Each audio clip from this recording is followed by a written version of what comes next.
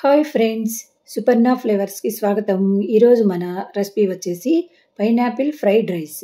మనం జనరల్‌గా స్పైసీగా ఉండేటట్లు చేసుకుంటాం కదండీ! పులావ్ అన్నా లేదా ఫ్రైడ్ రైస్ అయినా ఇవి.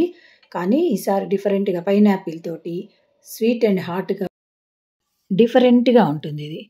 నిన్న మార్కెట్‌కెళ్ళానండి. అక్కడ పైనాపిల్లు ఎక్కువగా నేరేడు పండ్లు ఇవే బండ్లు కనిపిస్తున్నాయి. పైనాపిల్‌ని చూడగానే పైనాపిల్ ఫ్రైడ్ రైస్ గుర్తొచ్చింది. ఇది చేసి మీకు ఎలాగైనా చూపించాలి అని పైనాపిల్ తీసుకొనొచ్చాను. దీన్ని కట్ చేసుకోవడం కొంచెం కష్టమేనండి. ముళ్ళుంటాయి కదా! జాగ్రత్తగా కట్ చేసుకోవాలి. లేదంటే మనకి ముక్కలు కట్ చేసినవి అమ్ముతూ ఉంటారు కదా! అది తెచ్చుకుంటే ఇంకా ఈజీ అయిపోతుంది. ఈ పైనాపిల్‌లో అండి ఎక్కువ ఫైబరు, లో క్యాలరీస్ ఉంటాయి కాబట్టి వెయిట్ లాస్ అవ్వాలనుకునే వాళ్ళు, ఫ్యాట్ కరగాలనుకునే వాళ్ళు తప్పకుండా దీన్ని తీసుకోవాలి. అలాగే షుగర్ వాళ్ళు కూడా తినొచ్చంటండి. మన ఆహార నిపుణులే చెప్తున్నారు తినొచ్చని. వీటిని ఇలా కట్ చేసుకున్న తర్వాత ఇంకా కూడా కొంచెం ముళ్ళు అక్కడక్కడ ఉంటాయి. వాటిని కూడా జాగ్రత్తగా కట్ చేసేసి పెట్టుకోవాలి. ఒక బౌల్ ముక్కలు తీసుకున్నాము. తర్వాత కాజు, సాల్టు, మిరియాల పొడి, onions, soya sauce, chilli sauce. వీటితో పాటు మనం ఇంకా ఒక అరంగుళం అల్లం ముక్కని కూడా తీసుకొని సన్నగా కట్ చేసుకున్నాం. వెల్లుల్లి రెమ్మల్ని కట్ చేసుకున్నాం. అలాగే పచ్చిమిర్చిని కూడా సన్నగా కట్ చేసి పెట్టుకున్న తర్వాత ఇవి బాస్మతి రైస్ అండి. ఈ రైస్ అయితేనే మన ఫ్రైడ్ రైస్‌కి బావుంటాయి.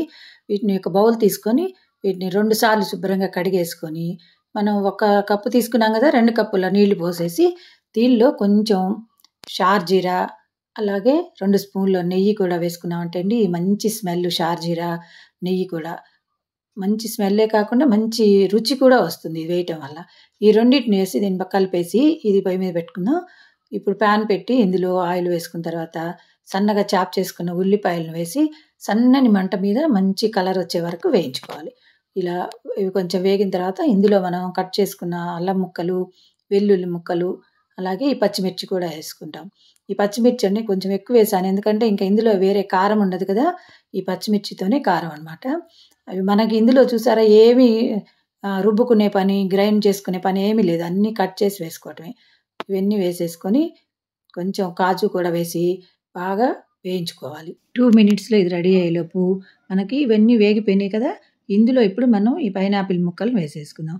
పైనాపిల్ ముక్కలు వేసిన తర్వాత ఎక్కువ సేపు ఫ్రై చేసుకోకూడదండి. ఇది వేసేసి దీంట్లో మిరియాల పొడి ఒక స్పూను, తర్వాత ఈ మొత్తానికి సరిపోయేంత సాల్టు మన రుచికి తగినంత వేసేసుకొని సోయా సాస్ ఒక మూత వేసుకోవాలి.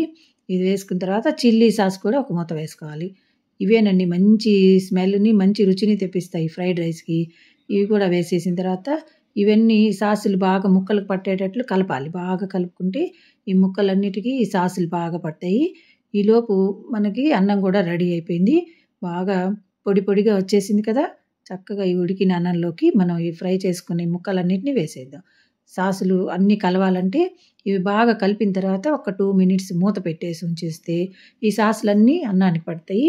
ఇప్పుడు మూత తీసిన తర్వాత ఇందులో సన్నగా కట్ చేసుకున్న కొత్తిమీర వేసి బాగా కలిపేసామంటే మనకి యమ్మీగా స్పైసీ అండ్ స్వీట్‌గా ఉండే ఫ్రైడ్ రైస్ రెడీ అయిపోయింది. దీన్ని మనం రైతాతో అయినా తీసుకున్నా బానే ఉంటుంది. లేదంటే పన్నీర్ కర్రీ ఏదైనా చేసుకున్నామంటే ఇంకా చాలా బావుంటుంది ఈ రెండిటి కాంబినేషను. మీకు నచ్చిందా? ట్రై చేస్తారుగా?